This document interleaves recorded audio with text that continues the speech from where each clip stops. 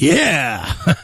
It's Forbidden right here on your classic metal show with Through Eyes of Glass. And I'm going to guess that you have no idea about Forbidden. Nope.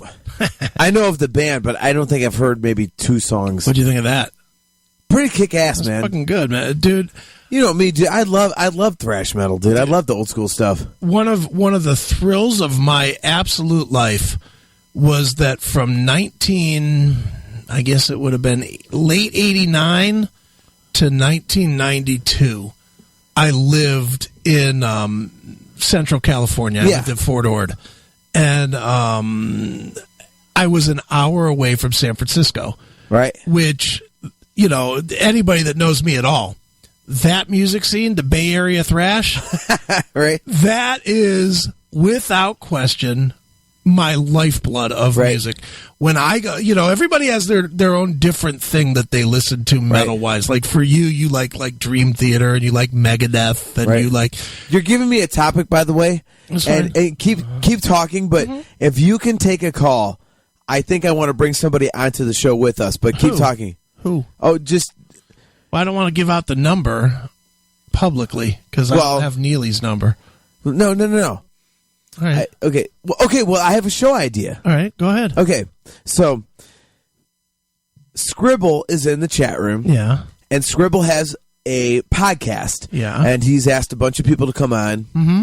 He and I talked a long time about I was supposed to come on his show, and it was top 10 Pantera songs. Okay. And we haven't done it. All right. But in my phone, I have my list. Okay.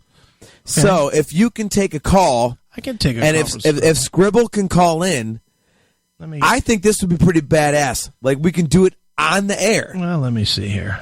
Let me open Skype. Corey, stop bagging on Dream Theater.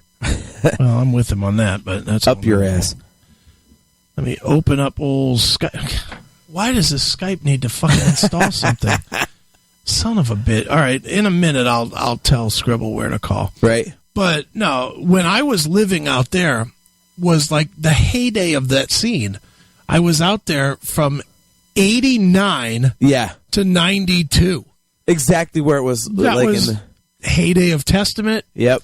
Heyday of Death Angel was just finishing up with Act 3, and then they morphed into the Organization, right? Which was just fucking great. Forbidden was fucking popular.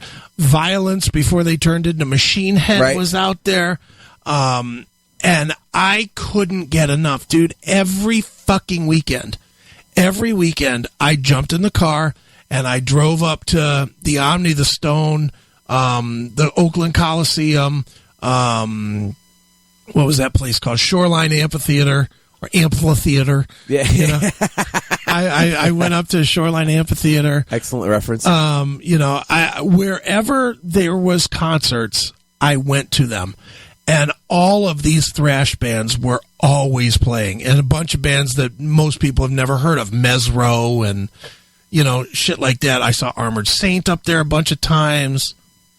Metallica was huge. Right. But I actually had the opportunity. My cousin was a bouncer at the Warfield, and I saw Guns N' Roses at the Warfield once, right as the warm-up gigs for Use Your Illusions.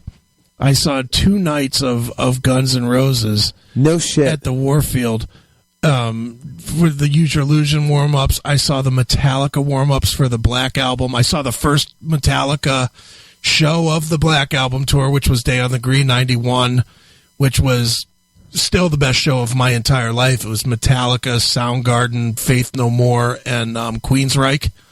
What a fucking day that was. Oh my God. All 4 bands played full sets, 12 hours. Right. What a fucking amazing day that was. But dude, to live out there at that time, for me, could not have been a better time. And so many other bands that just, like, I was a fan of and never really went far, but some of our listeners probably know, you know, bands like Vane, Davey Vane from Vane. Vane was happening out there. And then Vane broke up, and Steven Adler, when he got kicked out of Guns N' Roses, joined Vane, and they changed the name of the band to Road Crew. And I saw Road Crew play a couple of times at the Omni. I saw Road Crew. I was Vane with Steven Adler playing at the fucking Omni, and Steven Adler was a goddamn monster. He was a hugely famous guy in. Okay, so how? Okay, I have to ask this, obviously. Yeah, sure. Because it was right after he got fired from Guns. Yeah. So you saw him. Mm-hmm. Was he on drums like normal Steven Adler, or was it obvious he was in goddamn disaster? Well, he was a disaster, but even as a disaster, he could play. He was always able to play. He just was not able to function outside of the... Dude, he is the definition of muscle fucking memory. Really? That guy can play. I've seen him where I knew he was fucking hammered. Dude, the one time I saw him with Adler's Appetite at Billy's Club, he was fucking a mess. Was he really? I mean, and I know this because I was on the bus. I was on the bus hanging with Sheldon and Chip. Right. And that was when Shawn Nichols was in Adler's Appetite. Right. And I was hanging out. Shawn was the reason I was there. Yeah. And then Chip is a friend. So I'm hanging out, and Adler was just a fucking disaster. I mean, straight up mess. Right. Fuck. Was it drugs or was it just booze? I didn't see him do either, which makes me think drugs. But that's pretty obvious. Yeah. I can't confirm any of that shit. I will just say that I didn't see him do anything, and he was a mess. But when they started playing, it was right. He was right in fucking the pocket. Yep. And I've seen several musicians, like Janie Lane was another one. Dude, it's a fairly famous story on the show that I've told a million times, but first time I ever met Janie, I was friends with Billy, obviously. Billy's like, hey, do you want to meet Janie? And I was like, yeah, it was a warrant show at the Revolution. Yeah. Mm-hmm. And I was like, fuck yeah, I want to meet Janie. I was like, yeah, that'd be great. Billy takes me on the bus, and Janie is face down in a fucking Scarface-like bag of Coke. Face fucking down, passed out. And he's breathing and blowing the Coke out the side of the fucking table. He's... and the Coke is just blowing off the table from him fucking, breathing. Right. And we fucking panicked. We thought he might be dead at first, and then we saw the breathing, but Billy grabbed Janie by his head, by his hair, and picked him up so he wouldn't die from inhaling, because he's passed out. Well, yeah. Inhaling cocaine. Yeah. With every breath, he was inhaling cocaine. Right. Billy picks him up by the fucking hair. He wakes up, and he goes, "Who are you, man?" And I'm like, I'm Chris. I'm Billy's friend. Billy's right here. Billy's holding him by the fucking hair. Right. And he goes, "Oh, hey, man, how you doing?" He's just just a disaster. So Billy sends me up front to find a fucking towel. Find a towel so he can wipe his face off because he looks like goddamn Bozo the Clown with all the coke all over his face. Right. We clean him up. He's just fucking, they didn't have a bed or anything. It was one of those, like, in the back of the bus, like the what do you call it, the seats, more or less. We put him on the seats. He just flopped the fuck over. Yep. Just dead. Yeah. And we're like, oh, my God. And Billy's like, man, this show's not going to fucking happen. And I'm like, well, what do we do here? And he's like, well, let's just see what happens. I'm like, okay. This does sound like something Billy would say, like, yeah, let's see what happens. Well, it's fine with me. It's not my show. So, yeah, right. I don't care. But I'm like, okay, fucking cool, right? So an hour goes by, and they're due to go on stage. And Billy says to me, he goes, go ahead and, I'm going to be able to get Janie on stage, so go ahead and go up by the stage if you want to watch the show. I said, okay, cool. Janie comes out and is flawless. Flawless. Really? I mean, played 90 minutes perfectly. Interacted with the crowd, was not slurring, was not a mess, and I was like, get the fuck out of here. All right. I was like, how the fuck did they get this guy? And I asked Billy about it after, and Billy said, he's Janie. That was Billy's answer. He's Janie. No explanation. Really? No, we gave him a shot. No, we had him drink a bunch of water. His whole explanation, he's Janie. That's it. And it was amazing. Dude, I had to tell you another time with Janie. I was with Mitch Karszewski, who was in this town was like the big booker of the 80s bands in the mid to late 90s. Right. And he booked a warrant show at the Odeon. And I was hanging with Mitch because Mitch and I shared an office when I had Music's Bottom Line magazine. And Mitch was this promoter. And so Mitch invited me out to the show. So I went to the show, and I'm there, and Janie was just drunk off his fucking ass. Right. And I was hanging with Mitch, and we were all sitting on the couch, and we were just... It was funny because Mitch, I mean, you remember Mitch. Mitch had he had a very dry sense of humor. And so Mitch is telling all these goddamn jokes that Janie would have gotten if he was remotely coherent, but he wasn't coherent. So Janie was just like, yeah, man. Yeah. Janie just was not getting it. And Mitch, like 10 minutes before the band goes on stage, Mitch is like, okay, let's get out of here. He took me out, and there was like one other person that was like a friend, and he's like, let's go hang out. We'll go get a drink, and we'll watch the show.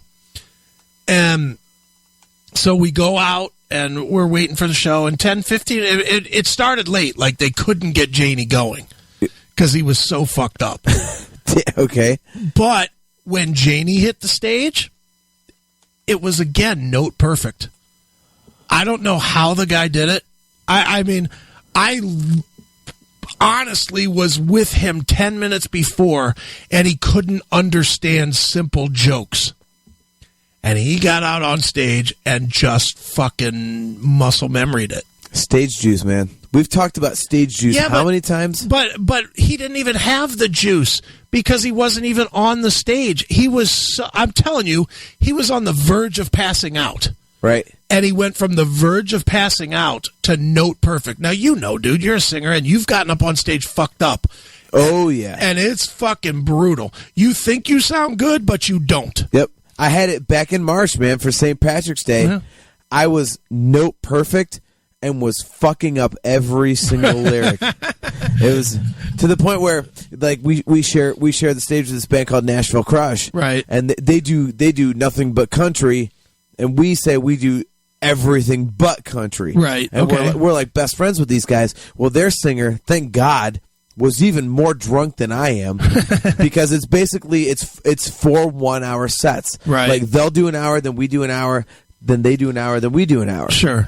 Well, I was so fucking fucked up that I was literally like, we go into jump around, and I'm rapping. I was you know, like, pack it up, pack it in, let me begin. I came to win, but and I just and then we go into something else, and I'm like singing, I'm forgetting it, but I'm hitting all the right notes. Like, I was pitch perfect, but just not making it. But Vince Nealing it. Yep. And I remember, yeah, exactly. The last thing I remember is looking down at the set and counting songs till I was done. And as soon as we were done, I ran off stage because the singer from Nashville Crush was coming up, because he used to be the singer for Brother Believe Me. Right. And I was like, fucking sweet, I'm out. I'm not embarrassing the guys anymore. I'm not embarrassing myself. Like, this is over. And thank God, because he was even more drunk than I was. Right. And he literally fell off the stage. I mean, and it's like a 4-foot-high fall, and this dude, like, and he was on our rock boxes. We call them rock boxes, but it's like, you know, stuff you stand on, like, jump off, like, you know, ego things. So he basically did a 5.5-foot fall off the stage, and I was like, man, I hope he's okay. But in the back of my head, I was like, thank God. Yeah, he looks worse than me. Takes the attention off of me to the point where we actually the gig that I played today, Nashville Crush was playing at night. And so they showed up as we were leaving, so we were hanging out for a bit because we're best friends with those guys. Sure. And I went to the singer. I said, dude, because we do 2 major shows with them each year. Right. It's St. Patrick's Day and Halloween. And so we've already done St. Patrick's Day, as I just said. Right. And I went to Brad. I was like, this is the singer. And I said, hey, man, I got an awesome idea for our Halloween costumes. We should go as ourselves from March. And I'll fuck up all the lyrics, but be on pitch, and you can fall off as shit. I mean, nice. It was that bad. Nice. So, like, you know. It definitely happens, dude. Right. And it always amazes me when, these guys that have done it a million times can fucking pull it off. And it's not always, it doesn't always happen that way either, man. I mean, it is a sign of professionalism. It is but at the same time, it's also a sign of a deep-seated problem. Right. If you've done it enough to where you can do that, then there's a bigger issue generally. Right. And Janie certainly, my God, the man loved the booze, that's for sure. I mean, I didn't. Well, that's what killed him. I didn't know him as a drug guy. Other than that one time that I just saw him, just drugged up, just coked up off his ass. Right. But, dude, I mean, you pass out in a pile of coke, you could fucking die from that shit. Well, yeah, you think? I mean, Jesus. With every breath you're taking in coke? Yeah, I mean, my God, how much coke did he fucking snort? How did he feel the next morning? That had to not be good. Do you think he even knew? Who knows? Well, I mean, something. When you're that fucked up, like, did he even know? When you're that fucked up, though, I mean, the next day. You definitely know the next day, don't you? Yeah, but then again, we're talking about coke, and I've never even hit off a cigarette. Yeah. The only drug I've ever done was smoke pot. No, I didn't smoke it. It was just I ate a pot pill. And it knocked me on my ass. And for my own birthday party last year, I was asleep on the fucking floor. Right, that was crazy. So, you were done. Oh, dude, beyond done. You were done. Oh my God. All right, so those pop pills are a motherfucker, though. Dude, Dave knows how to make those things. Dude, the first time I hadn't seen Dave in forever. This is our friend Dave, and Dave's like, dude, I got these fucking pills for you to try. And I'm not a pill guy. I'm just not a pill guy. He's like, dude, it's fucking pot, man. You got to try this. And I'm like, okay, sure.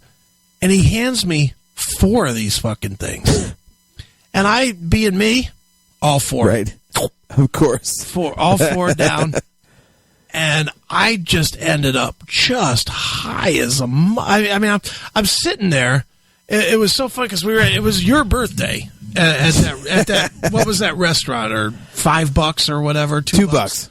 It was my 40th. Yeah, that was the year before, because the one, if we're talking about when I passed out on the pop pill, that was my 41st. We're talking about at the bar with me. Okay.